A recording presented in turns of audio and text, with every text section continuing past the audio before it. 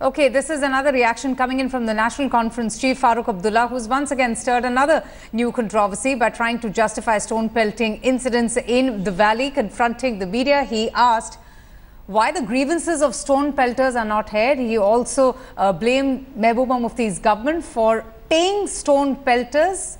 This, he said, was being done to ensure low voter turnout. So that is the news coming in from the reaction coming in from the National Conference Chief, Farooq Abdullah. Let's just listen into what exactly he had to say. Don't you think these boys have some grievance? Don't you think they have some grievance? Or are you just worried about the nation? Does the nation is concerned about them, their future? Where is the government today? When we left, we had 29% when I was defeated. Today you have got 7%. Who's to blame for this? Let's go straight across now to Shuja ul Haq for more details and updates. Shuja, Farooq Abdullah was earlier heard, empathizing with the stone pelters, and now he's pinning the blame on the state government for not doing enough for the youth. That's right. You heard him. He's basically putting all the blame on the state government for what is happening in the state, both in terms of the violence that we are seeing, in the form of stone pelting, and also on the abysmal low voter turnout. He is basically, trying to say that since their government has, they have left the government, the things have gone from bad to worse. This is not something new. They've been saying this in the opposition for quite some time. And in fact, Dr. Farooq Abdullah has made many controversial remarks like these, on stone pelters or other things. But the important point to consider here is that it is definitely something that most of these political parties are pondering upon. Absolutely. Speaking of the low voter turnout, just very quickly tell me, Shuja, how has the voter turnout improved? Because we heard that it was just 1% in the first 3 hours.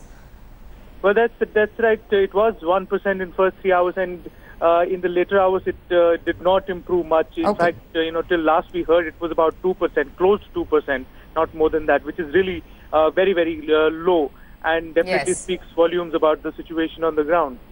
Right, Shuja, thank you so much for joining us. Kashmir Chief Minister Omar Abdullah also spoke exclusively to India today. He has said that the Prime Minister's terrorism and tourism remark was far from the reality. He also spoke about the ongoing tension in the valley, associating it with fear and anger among the people. Let's listen into that exclusive interview.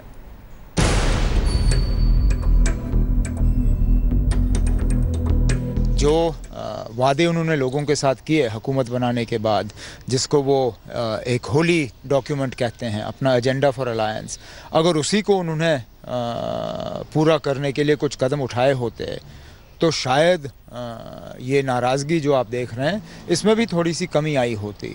लेकिन बदकिस्मती से उस document को release करने के बाद उस पर अमल करने की कोई कोशिश जो है वो की नहीं गई, और नतीजा आपके सामने है। हम ऑपोजिशन के एक छोटे से पार्टनर हैं।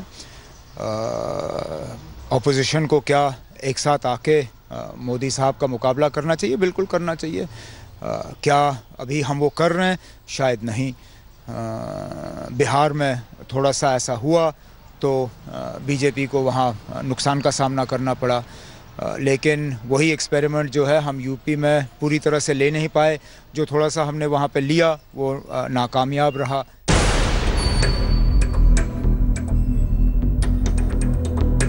इसमें कोई दो राय नहीं है कि जहाँ हज़ारों में लोग पत्थर फेंक रहे हैं उनमें से कुछ पैसे के लिए भी फेंक रहे होंगे, लेकिन ये कहना कि सब के सब जो हैं वो पैसों के लिए फेंक रहे हैं, तो मुझे बताइए ना, फिर डिमोनेटाइजेशन के बाद ये सिलसिला रुका क्यों नहीं? आप जब हमें कह रहे थे कि डिमोनेटाइजेशन के नतीजे में ना टेररिज्म होगा तो ना पत्थरबाजी होगी, ना टेररिज्म में कमी आई है ना पत्थरबाजी में कमी आई है, तो फिर सीधी सी बात है कि ये सारा सिर्फ पैसे का खेल नहीं है। हाँ, बेशक मैं ये इस बात से इनकार नहीं करूँगा कि शायद इन हज़ारों में कुछ ऐसे भी होंगे जो पैसों के लिए कर रहे हैं, लेकिन इनमें वो भी लोग हैं जो जज्बात के लिए कर रहे हैं, जो अपना भविष्य जो है वो इस मुल्क के साथ नहीं देखते हैं, और उस चीज़ को बदलाने के लिए ये लोग पत्थर फेंकने के रास्ते पे उतर आए हैं।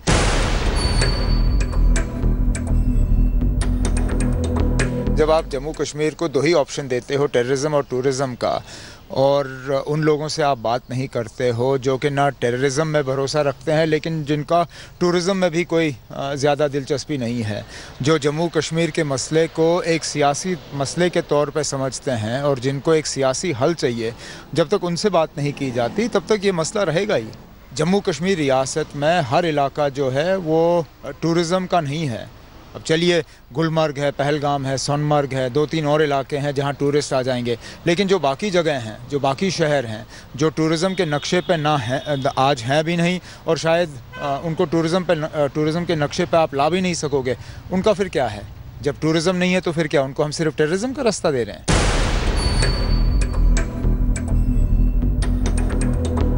दो ही चीज़ें हैं, या तो पाकिस्तान को न सिर्फ हमें बल्कि पूरी दुनिया को ये साबित करना होगा कि वाकई कुलभूषण एक जासूस था, जो कि अभी वो कर नहीं पाए।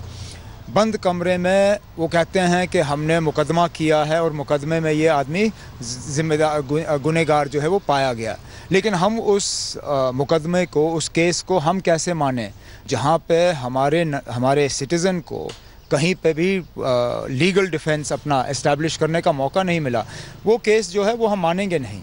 तो या तो पाकिस्तान हमें कन्विंस करे कि वाकई जिस शख्स को उन्होंने पकड़ा है वो जासूस है, उसके बाद दूसरे कदम पे सोचा जा सकता है।